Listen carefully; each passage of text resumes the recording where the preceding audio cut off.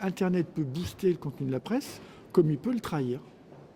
Quand, là, ici, au forum d'Avignon à Bordeaux, on fait venir un dessinateur danois qui s'appelle Lars Raffen.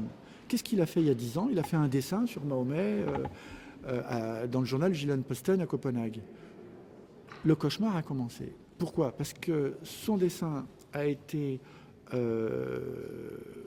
pris, compris, mal compris, interprété, mal interprété, même carrément manipulé à Beyrouth ou au Caire. Et depuis, il a eu des fatwas, comme tous les autres dessinateurs danois ont reçu des fatwas. Et puis on a vu évidemment ce qui s'est passé le 7 janvier à Paris avec les dessinateurs qui ont été assassinés. Donc Internet bouillonne et multiplie les attaques. Et là, je me rends compte qu'on est à la veille de bouleversements qui vont faire que la liberté de penser librement va être de plus en plus dure. Et ça, si on n'y prend pas garde. Or, là en ce moment, je vois bien que des dessinateurs qui sont dans le milieu du web ou de la presse sont menacés, là je ne parle pas de menacés de mort, hein, mais menacés tout le temps dans leur création, parce qu'il y a des pressions telles qui font que, ah oui, ça je ne peux pas le dire parce que c'est politiquement incorrect. Donc c'est pour ça qu'on a créé Cartooning for Peace. On a réuni des dessinateurs, des chrétiens, des juifs, des musulmans, des agnostiques, des athées, pour qu'on essaye de continuer à faire des dessins qui dérangent, mais susceptibles de créer un débat. Par exemple, là vous avez des projecteurs, un projecteur, deux projecteurs. Si je regarde le projecteur comme ça, je vais être ébloui.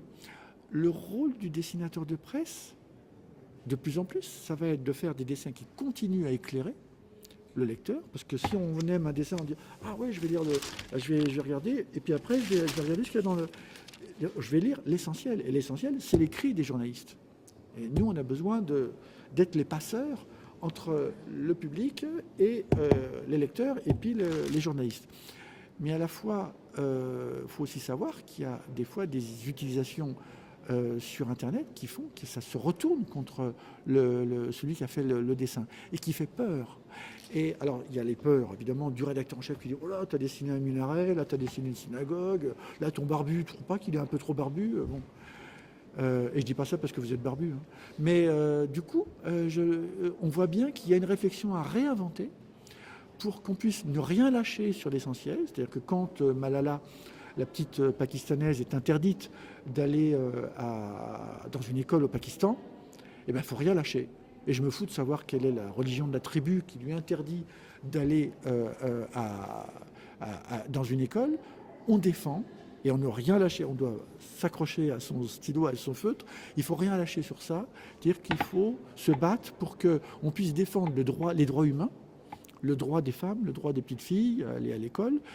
Et s'il y a une histoire de religion, je n'ai rien à battre moi là-dedans. C'est des fondamentalistes minoritaires. Quand il y a des bombes qui tombent sur Gaza et que je me fais traiter d'antisémite, je dis non, ça n'a rien à voir.